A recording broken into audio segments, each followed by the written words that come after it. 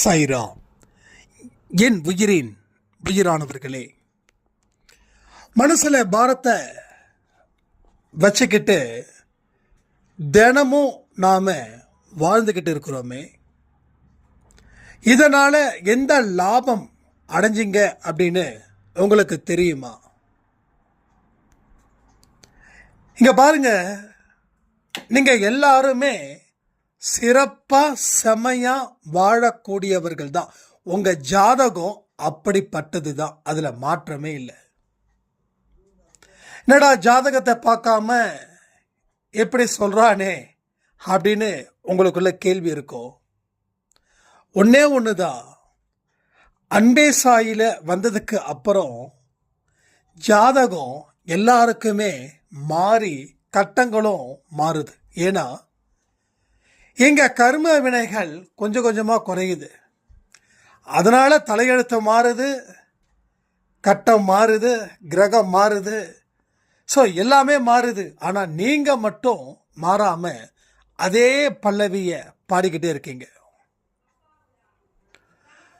உங்களோட பாரங்கள் எவ்வளவு மோசமாக உங்கள் வாழ்க்கையை அழிக்க போகுது தெரியுமா? உங்களுடைய நிம்மதியை இந்த மனசில் இருக்கக்கூடிய பாரம் அணு அணுவா கொள்ளுது. எதையுமே நான் வச்சிருப்பேன், அதை விட மாட்டேன். கல்யாணம் ஆன உடனே ஒரு பாரம் இங்கே இருக்கிற அம்மாக்களுக்கு அப்பாக்களுக்கு. என்ன பாரம்? ஏன் ஒரு நல்ல விசேஷம் நம்ம வீட்டில் நடந்திருக்குது, அதில் உங்களுக்கு சந்தோஷம் இருக்கு, இல்லைன்னு சொல்லலை. ஆனாலும் இனம் புரியாத பயம், இனம் புரியாத பாரம். என்ன தெரியுமா? எங்க தன்னுடைய மகனை, தன்னுடைய மருமக எடுத்துப்பாளோ, என்னோட மகன் மேலே நான் அவ்வளவு உயிரா இருந்தேனே, எல்லாமே போயிடுமோ, இந்த மாதிரி மனநிலை ஒருத்தவங்களுக்கு வருதுன்னா அவங்க அவங்களுடைய மருமக பொண்ணை எப்படி பார்ப்பாங்க? பாரமாக தானே பார்ப்பாங்க. அதே போலதான் எல்லா விஷயமும் இங்கே சொல்ல முடியும். எல்லா விஷயமும் ஒருத்தவங்க உங்களுக்கு பாரமாக இருக்காங்களா, இல்லை நீங்கள் அவங்களுக்கு பாரமாக இருக்கீங்களா? ஒன்று நீங்கள் ஒருத்தவங்களுக்கு பாரமாக இருப்பீங்க, இல்லை அவங்க உங்களுக்கு பாரமாக இருப்பாங்க. இந்த ரெண்டு ஆஸ்பெக்டில் ஏதோ ஒரு ஆஸ்பெக்ட் தான் உங்கள் வாழ்க்கையில் இப்போ வரைக்கும் இருக்கும். சொன்னதை கொஞ்சம் டீப்பாக திங்க் பண்ணி அப்புறமா கமெண்ட் பண்ணுங்க. அப்படி நீங்கள் இருந்தீங்களா இல்லையா? ஆனால் நாம் என்னைக்கோ நல்லவ மாதிரியே வாழ்ந்துட்டோம். அதனால் நாம் எவ்வளவுக்கு எவ்வளோ அக்கிரமம் பண்ணாலும் அது நியாயம்னு சொல்லி ஒரு மலிவான ஒரு போராட்டத்தை போராடிட்டு இருக்கோம். இந்த மாதிரியான போராட்டங்கள் தான் உங்கள் வாழ்க்கையில் தோல்வி அடையுது. கடவுள் அதற்கு ஒரு வழியை கொடுக்காம இருக்கார். கடவுளோட வழி, உங்கள் வழி, இது எத்தனை பேருக்கு சாத்தியமாகுது? இப்போ வரைக்கும் கடவுள் வழியில தான் இந்த நிமிஷம் வரைக்கும் என்னால் போக முடியும், எனக்குன்னு எந்த வழியும் இல்லை, எல்லாமே கடவுள் வழிதான் அப்படின்னு உங்களால் சொல்ல முடியுமா? சொல்ல முடியுமா? சொல்ல முடியாது. ஏன்னா கடவுள் வழிக்கும் உங்கள் வழிக்கும் வானத்துக்கும் பூமிக்கும் இருக்கக்கூடிய வித்தியாசம் என்னவோ அதை விட 1000 மடங்கு வித்தியாசமாக இருக்குது. என்னைக்குமே ஒரே ஒரு விஷயத்தை மட்டும் புரிஞ்சுக்கணும். வாழ்க்கையை சந்தோஷமாக இருக்கணும்னா பாரத்தை சுமக்காதவர்களாக இருக்கணும். உங்களை கையை மீறி எந்த விஷயங்கள் போனாலும் அந்த இடத்துல அதை விட்டுடுங்க. விடுறதை தாண்டி வேற எந்த அமைதியும் உங்கள் வாழ்க்கையில் வராது. இதுதான் உண்மை. இதை அடிச்சு சொல்லுவேன், இதான் உண்மை. யாருக்கு எந்தெந்த இடத்துல சந்தோஷம் இருக்குதோ அவங்களுக்கு அந்த சந்தோஷத்தை கொடுத்தாதான் உண்மையான அன்புக்கு சொந்தக்காரராக நீங்கள் இருக்க முடியும். உங்கள் சந்தோஷம்தான் முக்கியம் அப்படின்னு நினச்சிக்கிட்டு அடுத்தவங்களை கட்டாயப்படுத்தாதீங்க. ஸோ உண்மையான அன்பும் உண்மையான அமைதியும் அப்பதான் உங்க மனசுக்குள்ள எழும். இல்லைன்னா எல்லாரையும் வெட்டி சாய்க்கணும் போலவே இருக்கும். இது நிஜமான உண்மை. நம்ம வாழ்க்கையில நமக்கு பாரமா யாராவது எண்ணங்கள் மூலமா நம்ம முடிவு பண்ணிட்டோம் அப்படின்னா, அவங்களுக்கு ஒரு சின்ன தலைவலி வந்தா கூட நமக்கு சுகத்தை கடவுள் கொடுத்த மாதிரி நினைப்போம். ஸோ உங்க கேரக்டர்ஸ் அப்படி இல்லை. நல்லா புரிஞ்சுக்கணும், உங்க கேரக்டர்ஸ் அப்படி இல்லை. அடுத்தவங்க காலில் அடிபட்டா கூட உங்களுக்கு துடிக்கிறது தான் உங்க கேரக்டர்ஸ். ஆனால் உங்க கேரக்டர்ஸ் எங்க இப்படி மாறிச்சு? விதைச்ச எண்ணங்கள் தப்பா இல்லை நீங்க தப்பா? ஸோ நீங்க தப்பு இல்லை, உங்க எண்ணங்கள் தான் தப்பு. ஸோ நீங்க தப்புன்னு நான் சொல்ல மாட்டேன், தப்புன்னு சொல்லவும் கூடாது. ஏன்னா கடவுள் படைப்பு. அப்ப இந்த எண்ணங்கள் எவனோ ஒருத்தன் குழி தோண்டி புதைச்சிட்டான், அதுல தள்ளி விட்டுட்டான். நீங்க அந்தரங்கத்தில் இருக்கீங்க, தொங்கிட்டு இருக்கீங்க, உயிர் ஊசலாடிட்டு இருக்குது. ஆனா நீங்களோ நல்லா இருக்கிறதா நினைச்சிட்டு இருக்கீங்க. இல்ல, இது இல்லை வாழ்க்கை. இதை தாண்டி வெளியில வரும்போது அந்த சுதந்திரத்தை அனுபவிக்கலைன்னா வாழ்க்கை எதுக்கு? வாழ்க்கை எதுக்கு? உங்களால ஃப்ரீடமா இருக்க முடியுதா? இல்லை. நிறைய பேரோட மனக்குமுறல், சுதந்திரமா இருக்க முடியல, அமைதியா இருக்க முடியல, சந்தோஷமா இருக்க முடியல, நிம்மதியா இருக்க முடியல, இருக்க முடியல இருக்க முடியல இருக்க முடியல. இருக்கிறதுக்கு உண்டான வழி, அதை செயல்பட நீங்க தயங்குறீங்கன்னா எப்படி இருக்க முடியும்? சாயப்பா சொல்லக்கூடிய விஷயத்த கேட்குறோன்ற பேர்ல கேட்காமலே நம்ம வாழ்ந்துக்கிட்டு இருக்கோம். அதனால தான் இவ்வளவு பெரிய பிரச்சனைகள் இங்க தாறு மாறா வெடிக்குது. உங்க மனநிலையில தான் ஏகப்பட்ட கோளாறு இருக்கே தவிர உங்க உடல்நிலையில இல்லை. ஆனா மனநிலையில இருக்கக்கூடிய கோளாறு இன்னும் அதிகரிச்சதுன்னா உடல் நிலையிலையும் அந்த கோளாறு வந்து உங்களை ஒண்ணும் இல்லாத மனுஷனா சாக அடிச்சிடுங்க. சோ வாழ்க்கைய வாழுங்க. வெறும் கையில நீங்க கல்லை இறுக்கி பிடிச்சா கல்லுக்கு பிரச்சனையா இல்லை உங்க கைக்கு பிரச்சனையா? ஸோ கல்லுக்கு பிரச்சனை இல்லை, கைக்கு தான் பிரச்சனை. அதே போலதான் நிறைய பேருக்கு ஏன் ஹார்ட் அட்டாக் வருது, ஏன் படபடப்பு வருது? எல்லாத்துக்கும் காரணம் இந்த மோசமான சோகத்தையும் துக்கத்தையும் துன்பத்தையும் பதுக்கி வச்சு என்ன தாங்க சாதிக்க போறீங்க? சாதிச்சது என்ன? ஒரு லிஸ்ட் கொடுங்கல. என் மனசுல இவ்வளவு பாரத்தை வச்சதால என் வாழ்க்கையில ஓஹோன்னு வாழ்ந்தேன்னு உங்களால சொல்ல முடியுமா? நான் பாரத்தை சுமந்ததால எல்லாருக்கிட்டையும் வெறுப்பு இல்லாம வாழ்ந்துட்டு இருக்கேன்னு உங்களால சொல்ல முடியுமா? ஸோ வெறுப்பு ஜாஸ்தி ஆகுது. அப்போ உங்களுக்கு உதவி செய்ய ஒருவனும் இந்த நிமிஷம் வரைக்கும் வர முடியல, வரவும் மாட்டான். ஏன் வரமாட்டான்? நாம தான் எதையுமே. அப்படி இருக்கும்போது என்ன பண்ண முடியும்? ஸோ அந்த மாதிரியான ஒரு மோசமான ஒரு இக்கட்டான சூழ்நிலையில் நீங்க இந்த நொடி வரைக்கும் வாழ்ந்துகிட்டு இருக்கீங்க. இது உண்மை.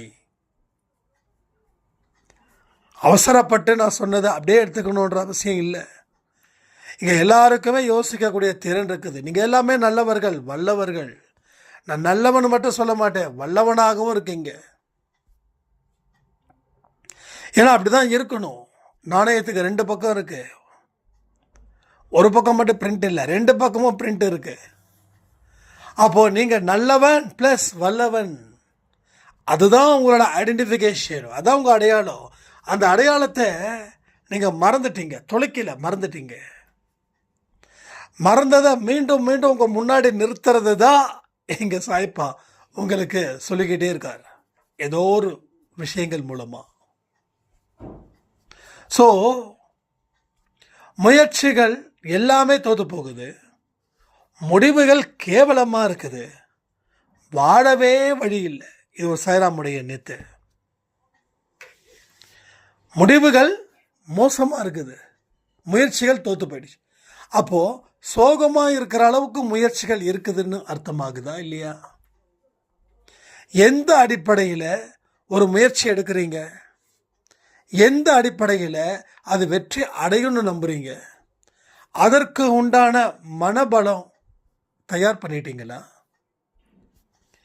எதுவுமே தயார் பண்ணாமல் நான் சும்மா அப்படியே நிற்பேன்,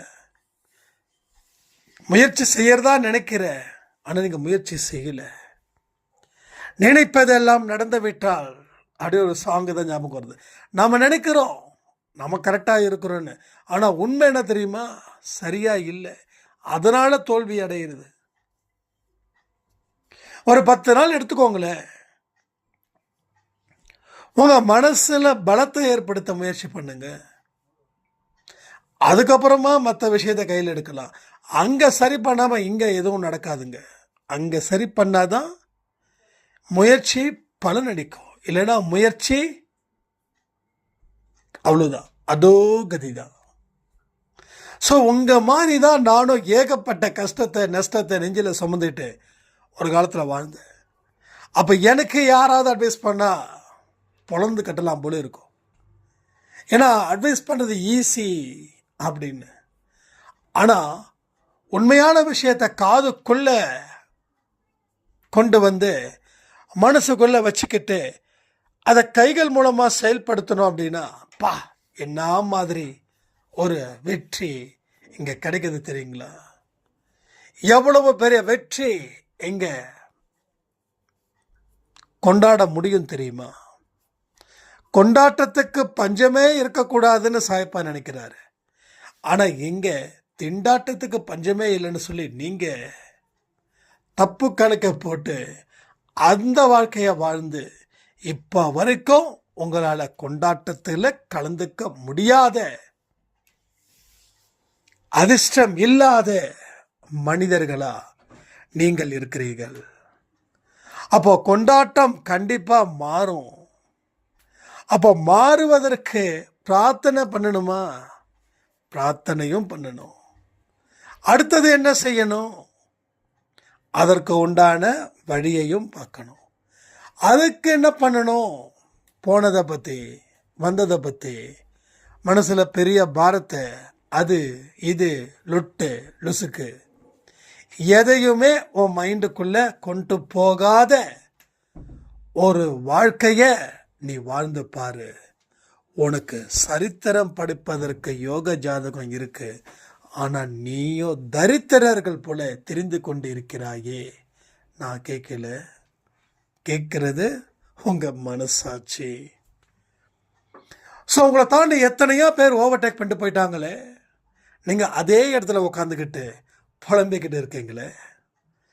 அவங்களும் உங்கள் இடத்துல உட்காந்துருந்தாங்கன்னா அவங்களும் உங்களை போல தான் இப்போ வரைக்கும் இருந்துக்கிட்டு இருப்பாங்க. ஸோ தோல்வி அப்படின்ற ஒரு விஷயம் ஒரு மனுஷனை மோசமாக சித்திரவதை பண்ணுதுன்றது எனக்கு நல்லா புரியுது. ஆனால் தோல்விகளை நினச்சி ஏங்கவோ பயப்படவோ வாழ்க்கையில் இப்படி ஆயிடுச்சு அப்படி ஆயிடுச்சுன்னு நினைக்கவோ வேண்டாம். அது தேவையும் இல்லை. வாழ்க்கையில் வாழ்வதற்காகத்தான் இந்த படைப்பு.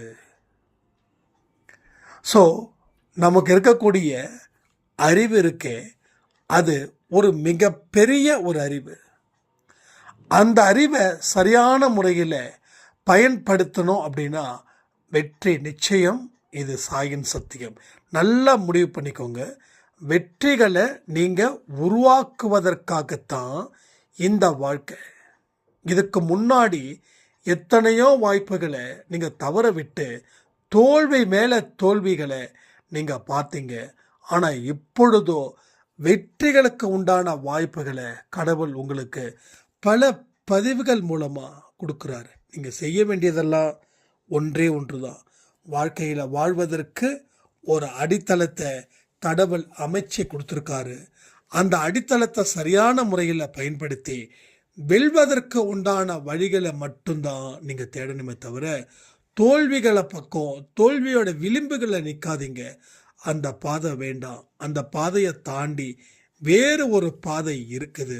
அந்த பாதை தான் சாயப்பா காட்டக்கூடிய பாதை. ஸோ அந்த பாதையில் பயணத்தை மட்டும் நீங்கள் வச்சிட்டிங்கன்னா போதும். உங்கள் வாழ்க்கையில் பல இடத்துல நீங்கள் ஒரு பெரிய அளவில் சகாப்தத்தை நிச்சயமாக படைக்க முடியும். உங்கள் வாழ்க்கையில் நீங்கள் மேலும் மேலும் உயரவும் முடியும். ஒரு உன்னதமான நிலைக்கு வரணும் அப்படின்றது சாயப்பாவுடைய விருப்பம். அந்த விருப்பத்தை நிறைவு செய்வதில் நீங்கள் தயாராக இருந்தால் இங்கே எல்லாமே தயாராக இருக்கும். வாழ்க்கையை வெல்வதற்கு உண்டான வாய்ப்புகளை தவறவிடக்கூடாதுன்றது தான் நம்மளுடைய தாட். பட் அதே போல் மனசில் பாரத்தையும் வச்சுக்கக்கூடாது. அப்போ என்னென்னலாம் செய்யலாம்? ஒரே ஒரு விஷயத்தை சொல்லி இந்த பதிவு முடிக்கிறேன். ஒரே ஒரு விஷயந்தான். கடந்த காலம் யாருக்கும் சொந்தம் இல்லை. ஓகேங்களா? கடந்த காலம் எந்த மனுஷனுக்கும் சொந்தமே இல்லை. அது முடிஞ்சு போனது. அதை யாராலையும் எந்த மனுஷனாலையும் அதை திருப்பி எடுக்கவோ திருப்பி கொடுக்கவோ முடியவே முடியாது. இதுதான் பாயிண்ட் நம்பர் 1. பாயிண்ட் நம்பர் 2, நடந்த ஒரு விஷயத்தை எந்த காரணத்தை கொண்டும் யாராலையும் எவராலையும் மாற்ற முடியாது. அதனால் நடந்த அத்தனை விஷயத்துக்கும் நீங்கள் தான் பொறுப்பு. அதில் தோல்வி அடைந்ததற்கும் நீங்கள் தான் பொறுப்பு. அதில் இருந்து மீண்டு வருவதற்குத்தான் இந்த நிகழ்காலம். இந்த நிகழ்காலத்தில் நிலைச்சி இருந்தால் தான் எதிர்காலம். நிகழ்காலத்தில் யார் ஹாப்பியாக வாழ்கிறாங்களோ, கான்ஃபிடெண்ட்டாக வாழ்கிறாங்களோ, ஒழுக்கமாக அதாவது டிசிப்ளினோட வாழ்கிறாங்களோ அவர்களுக்கு கடவுள் கை காட்டுகிறார். மற்றவர்களுக்கோ கடவுளை நீங்கள் தான் பார்க்க முடியும். அவர் உங்களை பார்க்கல. இதுதான் உண்மை. அதனால் இந்த பாரங்கள் இருக்கிற வரைக்கும் உங்களால் அடுத்த நகர்வு கூட இல்லாமலே போயிடும். ஒரு நகர்வை கூட நீங்கள் எடுத்து வைக்க முடியாத அளவுக்கு அங்கே பெரிய அளவில் பிரச்சனைகள் இருக்கும் அப்படின்றத மறக்கவே மறக்காதீங்க. வாழ்க்கையில் என்ன நடந்தாலும் சரி அதை பற்றி கவலைப்பட வேண்டிய அவசியம் உங்களுக்கு இல்லை. ஏன் தெரியுமா? ஒரு சரியான பாதையில் நீங்கள் ட்ராவல் பண்ணுறீங்க. ஃபஸ்ட்டு. 2வது, உங்கள் கடமைகளை சிறப்பாக செய்கிறீங்க. 3வது, ஒழுக்கத்துடன் கூடிய ஒரு சூப்பரான ஒரு செம்மையான வாழ்க்கையை நீங்கள் வாடுறீங்க. இந்த 3 விஷயங்களும் உங்களுடன் இருக்கும்போது என்ன கவலை வந்தாலும் சரி அதுக்கு நீங்கள் பொறுப்பு இல்லைன்னு முடிவு பண்ணிக்கோங்க. அந்த பொறுப்பில்லாத தனத்தை இந்த இடத்துல கொண்டு வந்தால் உங்கள் வாழ்க்கை நல்லா அழகாக சூப்பராக செமையாக இருக்கும். உறவுகள் தான் பெரிய தலைவலி இங்கே இருக்க பொறுத்த வரைக்கும். ஆனால் அந்த தலைவலியாக இருக்கக்கூடிய உறவுகளை கூட நாம் புத்தியை பயன்படுத்தி யூஸ் பண்ண ஆரம்பிச்சிட்டோன்னா அத்தனை உறவுகளும் உங்களுக்கு இனிக்கிற அது போல சாயப்பா உண்டு பண்ணுவார். உங்கள் மனசில் இருக்கக்கூடிய விஷயங்களை தான் இங்கே நீங்கள் மாற்றணும்னு சொல்லி இந்த பதிவை நான் முடிக்கிறேன். ஜெய் சாய்ராம். ஓம் சாயிரா சாயிரா.